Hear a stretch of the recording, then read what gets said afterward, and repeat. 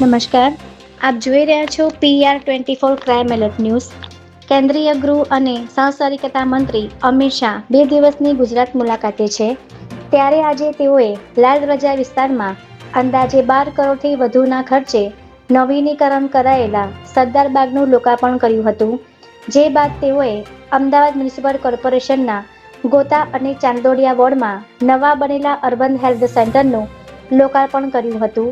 અમદાવાદના તમામ કાર્યક્રમો બાદ તેઓએ ઘાટલોડિયાના સોસાયટી ચેરમેન અને સેક્રેટરીઓ સાથે મુલાકાત કરી હતી, જ્યાં કેન્દ્રીય ગૃહમંત્રી અમિત શાહે મુખ્યમંત્રી, શહેર પ્રમુખ અને ધારાસભ્ય સાથે ભોજન પણ લીધું હતું.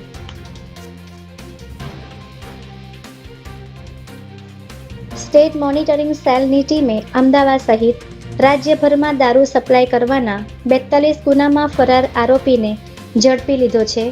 પકડાયેલ આરોપી ભરત લંગડો તેના સાગરીત માનસિક સાથે મળીને ગુજરાતમાં મોટા પાયે દારૂ સપ્લાય કરતો હતો અને તેની વિરુદ્ધ અત્યાર સુધીમાં દારૂ સપ્લાયના 42 ગુના નોંધાયેલા હતા, જેથી તેની વિરુદ્ધ સ્ટેટ મોનિટરિંગ સેલ ટીમે 15 દિવસ પહેલા જ ગુડ્સી ટોક હેઠળ ગુનો પણ દાખલ કર્યો હતો.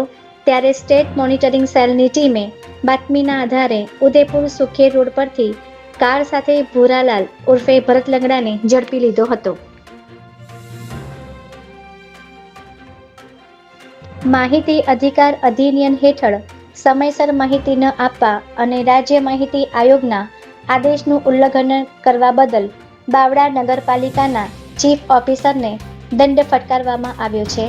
જેમાં અરજદારે વર્ષ 2022-23 થી 2024 સુધીના તમામ ઠરાવોની પ્રમાણિત નકલ તેમજ વરસાદી પાણીના નિકાલ માટે નગરપાલિકા અને કોન્ટ્રાક્ટર દ્વારા થયેલા ખર્ચ સહિતની વિગતો માંગી હતી, પરંતુ ચીફ ઓફિસર દ્વારા નિયત સમય મર્યાદામાં માહિતી પૂરી પાડવા ન આવતા બેદરકારી બદલ રાજ્ય માહિતી આયોગે ચીફ ઓફિસર આકાશ પટેલને જવાબદાર ઠેરવીને 15,000 રૂપિયાનો દંડ ફટકાર્યો હતો.